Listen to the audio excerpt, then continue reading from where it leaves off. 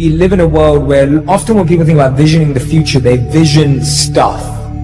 So you have a vision of the car you want, or you have a vision of an amount of money you want, or you have a vision of a home you want, and you see this with people with their vision boards. Mm-hmm. What's your take on that, and is that the right type of visioning, and what is the right type of visioning? Well, we do so many different variations because I think people integrate information differently. Mm-hmm. And all of those cars and homes and whatever that is, there are symbols of what it looks like when a person actually arrives at this concept called abundance, right?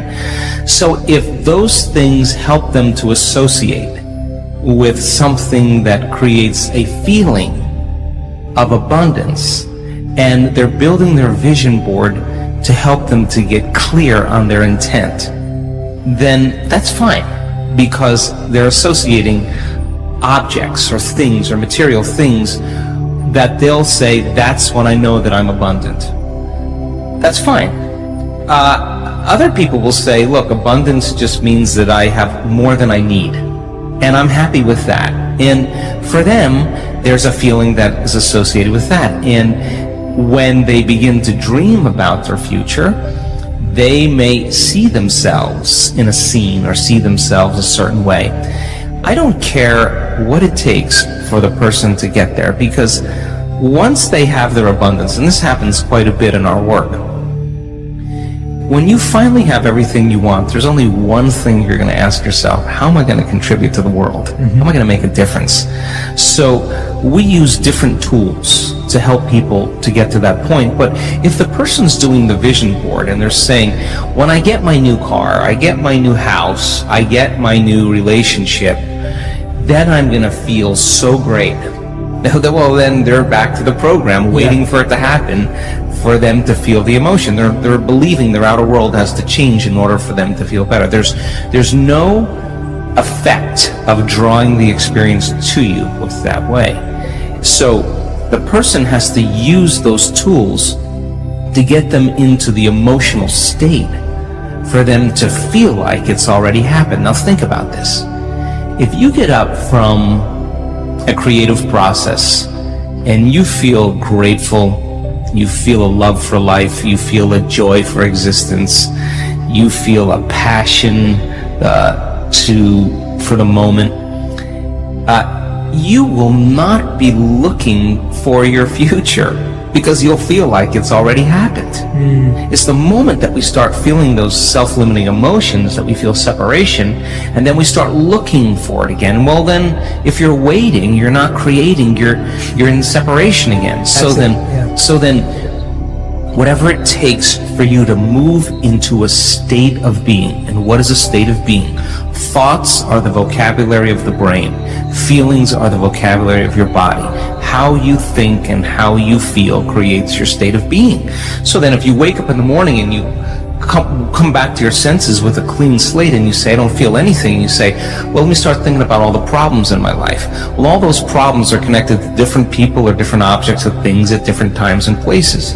The moment you remember your problems, a memory is a record of the past. You're thinking in the past. Every one of those problems has an emotion associated with it. So all of a sudden you start feeling unhappy, you start feeling bitter, you start feeling frustrated. So now your body's in the past. So then most people then create a state of being that's connected to their past. And if they're in the familiar past, then they are going to crave the predictable future, and they're going to fall back into routine. So then we want people then to get very clear on that vision of their future, however they do it, and begin to combine that clear intention with an elevated emotion.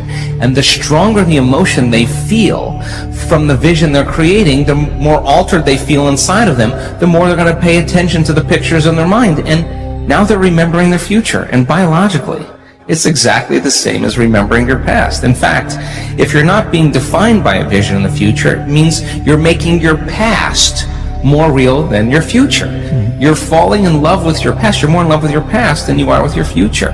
That you're believing in your past more than you're believing in your future. When you get to that moment where you have that feeling, that's your compass.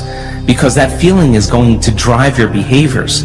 It's going to drive more of those thoughts. And when you feel that feeling and it's visceral, No person, no thing, no experience will stand in the way between you and that vision, and you will be initiated by the universe into wealth. You will be initiated into health.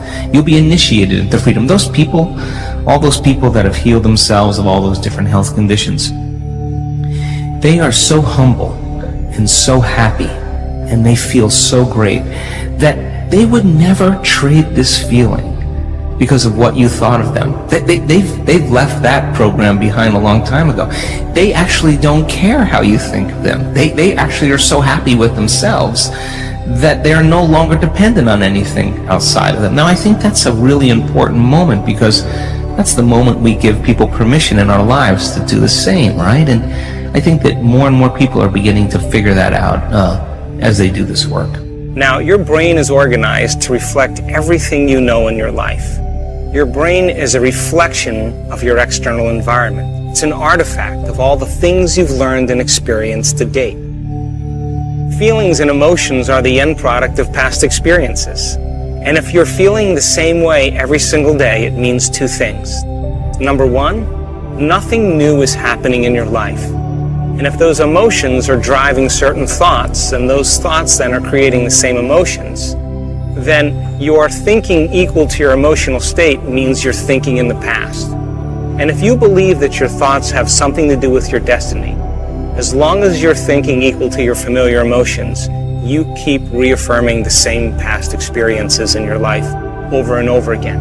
Our research shows without a doubt in the last 3 years that when students of our work combine a clear intention, now intention is a vision, a potential that already exists in the quantum field that you get to select. And when you ask yourself a question like, what would it be like to be healthy? What would it be like to be wealthy? What would it be like to be free or to be in love? The moment you ask that creative question, part of your brain called the frontal lobe turns on. That's the crowning achievement of a human being. Once that area of the brain turns on, it's like a great symphony leader. It looks out of the landscape of the entire brain, and it begins to randomly select different networks of neurons that are connected to the things you've learned in your life or the experiences you had. And it begins to seamlessly paste them together to create an ideal, a vision, or an internal representation. That is a potential experience that's awaiting you. But it's not enough to just have the mind involved. Thoughts are the language of the brain, and feelings are the language of the body. And how you think and how you feel creates a state of being. Once you can begin to emotionally embrace that future reality before it's made manifest, when you combine that clear intention with an elevated emotion, the freedom, the joy, the inspiration, the genuine love that you feel or gratitude from that experience, the moment you do that, your body, as the unconscious mind, begins to believe it's living in that future reality in the present moment. Now you're moving into a new state of being, into a new personality. And a new personality creates a new personal reality. The research that we've done shows that when we teach people how to regulate their internal states, to begin to create more coherence in their brain, and to generate elevated emotions like joy and gratitude and inspiration, that not only does the brain become coherent, but so does the heart. And when the brain is coherent, the heart is coherent. When the heart is coherent, the brain is coherent. And so why don't we live by these states on a daily basis? Primarily because the majority of the time that we live in our waking state of consciousness, 70% of the time, you and I are living by the hormones of stress. And living in stress is living in survival. And when you're living in survival, the very chemicals of survival cause you to function as materialist, defining your reality with your senses. You pay attention to objects and things and people. You begin to believe that your outer world is more real than your inner world. And the side effect of this, over time, begins to cause us to feel separate from possibility. Why? Because when you're threatened by some predator or some danger in your life, it's not a time to go in. It's not a time to trust the unknown. It's not a time to open your heart and feel love. It's not a time to communicate. It's not a time to create. It's not a time to learn. It's a time to survive. So then, in order for us to create then, we have to lay down the very thing we used our whole life to get what we want for something greater to occur. And most importantly, we want you to understand when you're in the creative state and when you're not. And if you were to take a little time every day and apply some of the principles in changing beliefs and perceptions about yourself and your life. And what is a belief other than a thought you keep thinking over and over again? And all beliefs are based on past experiences. And in order for you to change a belief or perception about yourself and your life, you have to make a decision with such firm intention that the amplitude of that decision carries a level of energy that's greater than the hardwired programs in your brain and the emotional conditioning in your body. And your body literally has to respond to a new mind. And when the choice becomes an experience that you never forget, that's the moment the past biologically no longer exists in you. And people around the world are changing beliefs and perceptions that are based on past experiences from 30 and 40 and 50 years ago. And the side effect is that they're creating new lives. All potentials in the quantum field exist in the present moment. So that when you sit down to create something in your future, it's important for you to understand that only when you're in the present moment do you have access to possibility. Once you understand what it's like to be in the present moment, change your energy. And when you change your energy to match a potential that already exists in the quantum field electromagnetically, when your energy matches that experience energetically, that's when reality is drawn to you. That's when the new experience begins to find you. So whether you want to change your health, or create something new in your life, or experience a mystical moment, a lucid dream, whatever your passion or desire is, specifically select those potentials and create the life that you want, so that you don't have to go and get it, that in fact it comes to you. So think about this. Most people wake up in the morning and the first thing they do is they get in touch with the feeling that defines them.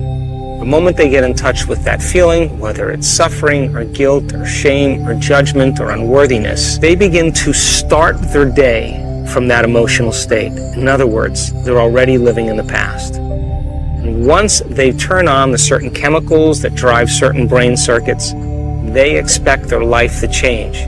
But they're thinking the same thoughts, performing the same actions, and living by the same emotions, but secretly expecting their life to change.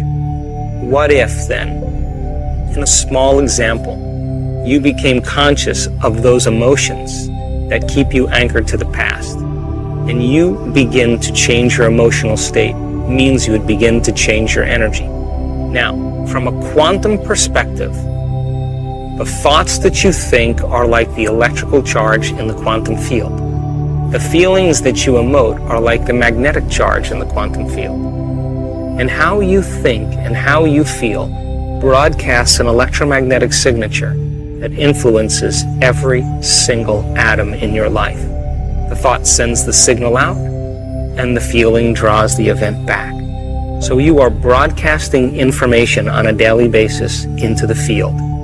When you change your energy, you literally change your life. And if you're able to maintain that change in energy, you will begin to draw new experiences to you. And that's when you become the scientist in measuring fruits of your efforts. And as I said, common people all over the world, in all different cultures, are doing the uncommon. They're healing themselves from diseases, chronic diseases, serious, potentially fatal diseases. They're creating wonderful new jobs and opportunities. They're winning the lottery. They're having mystical experiences that begin to uncover the mystery of who we really are. And I think that the biggest lie that we've ever been told is that we're linear beings living a linear life. But in fact, we are dimensional beings living a dimensional life. And so uncovering the mystery of the self, beginning to look deeper and understanding who we are, that if knowledge is power, then knowledge about yourself is self-empowerment. And I want to inspire you and motivate you so that you can begin to apply these principles so that you get to be the recipient of your own efforts. For example, We've had several people in our work heal themselves of very difficult conditions. One lady in particular experienced a very sudden loss. The event in itself produced very strong emotions. Those emotions then lingered for periods of time, and it began to define her as a personality. Now, it's a scientific fact that the hormones of stress push the genetic buttons and create disease. So the long-term effects by living by those chemicals literally are harmful to our body. Justify.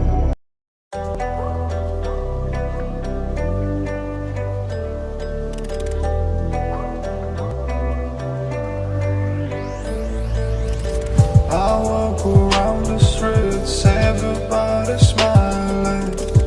Sun shining bright, so better to be hiding. But you surrounded, don't forget about it. Long days, loud nights, it's summer. I walk around the streets, everybody smiling. Sun shining bright, so better to be hiding. But you surrounded, don't forget about it. Long days, loud nights, it's summer.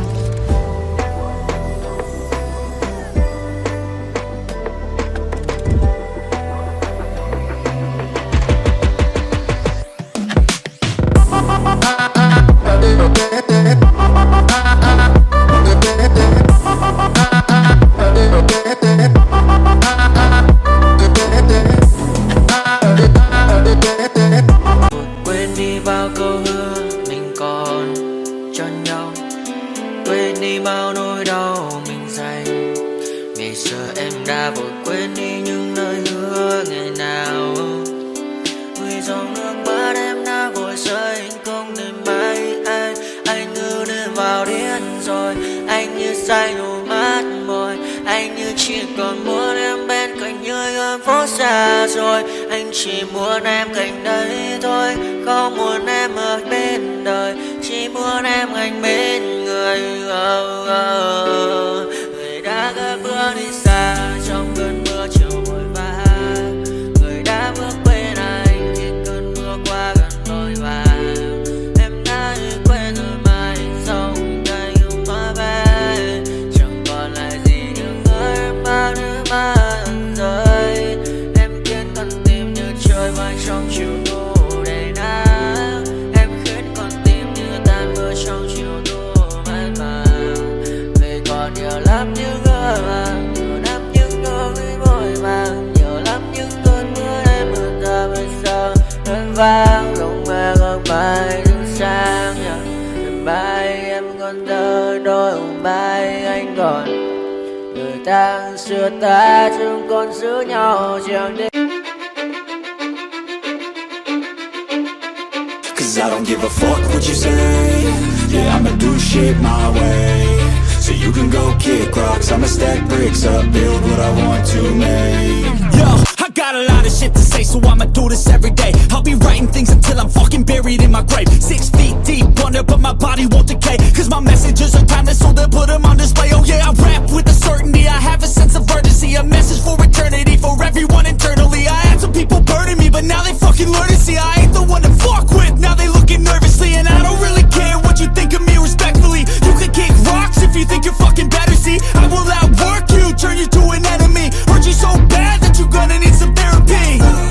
I got the motherfucking recipe, I've been cooking up hits, I'ma leave a legacy. You'll be looking small when you're standing right next to me. I'm 5'10", bitch, but I'm 10 feet next to me. I don't give a fuck what you say. Yeah, I'ma do shit my way.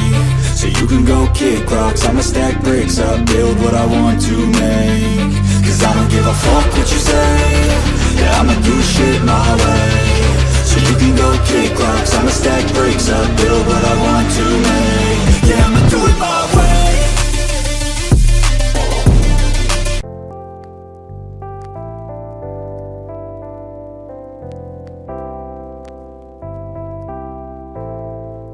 Think about it.